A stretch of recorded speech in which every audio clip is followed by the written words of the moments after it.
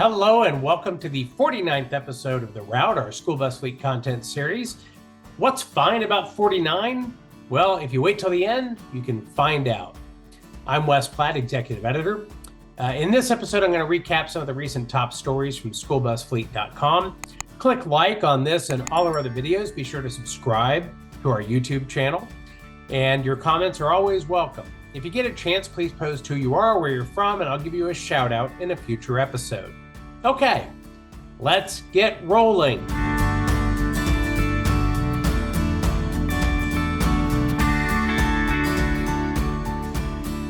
Our first stop is Washington, D.C., where without a doubt, we pick up the week's biggest news as the Environmental Protection Agency announced which school districts were selected to receive the first round of funding in the Clean School Bus program. The EPA received about 2,000 applications for more than 12,000 buses, valued at something close to $4 billion before the deadline in August for applications. Those submissions came in from every state, every U.S. territory, bunch of tribal lands. But for this round, the EPA only had about $1 billion available. So the agency had to pick and choose. They selected 389 school districts to receive funds to purchase about 2,500 low or zero emission school buses and the infrastructure needed to keep them running. Most of the requested buses are electric. Some are propane and compressed natural gas. Many of the selected districts qualified as prioritized by the EPA based on being low income, being in rural areas, or being tribal lands.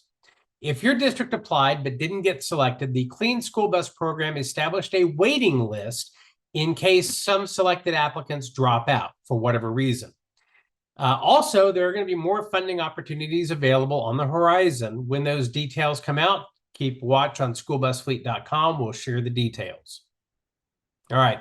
While we're in the nation's capital, let's stop by the U.S. Postal Service, which announced a new roster of postage stamps for 2023. And that includes a stamp that features the iconic yellow school bus that takes kids to school and home again every day safely. It's the additional ounce stamp that's going to come in panes of 20 and coils of 100.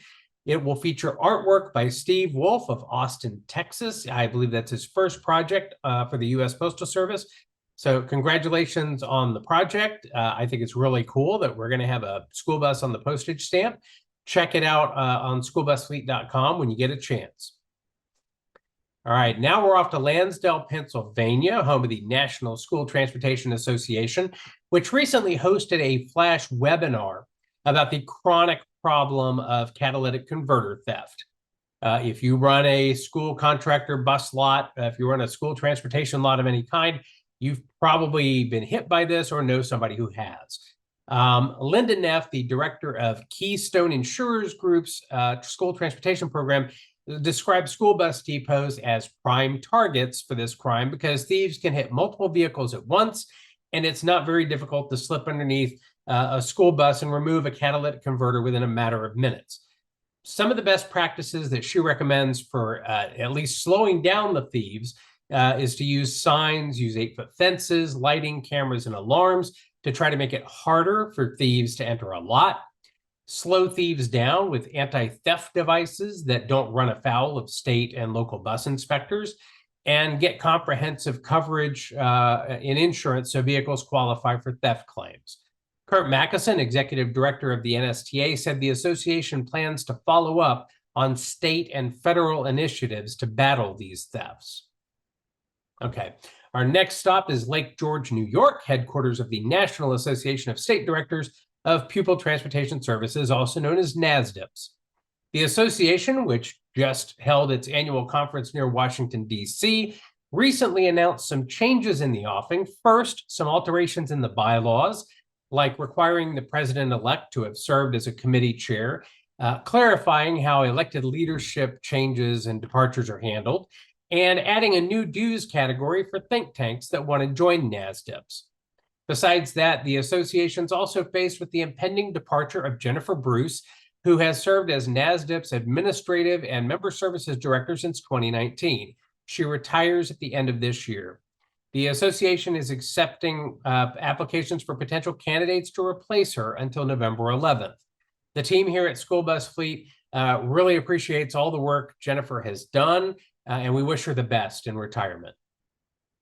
Our last stop is Rockville, Maryland, which was one of our stops last episode, but this time it's for good news. Montgomery County Public Schools has plenty to celebrate as it moves forward with a partnership with Highland Electric Fleets to convert its school bus fleet to all electric by 2025. It's billed as the country's single largest deployment of electric school buses.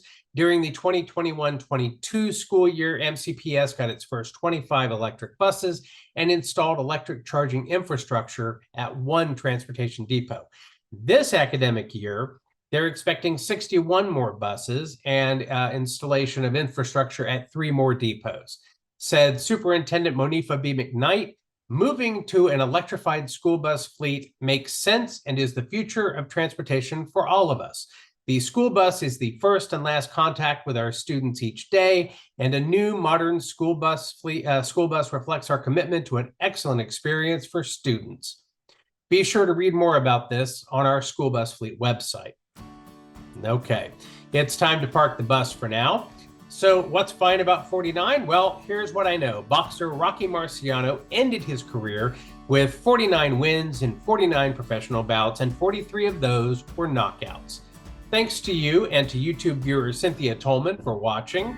Tell your friends about the route. If you've got news, please reach out to me by email at wes.platt@bobbitt.com. Tweet us at School Bus Fleet. Remember to post who you are, where you're from. I'll give a shout out later in another video. Drive safely, and we'll see you next time on the route.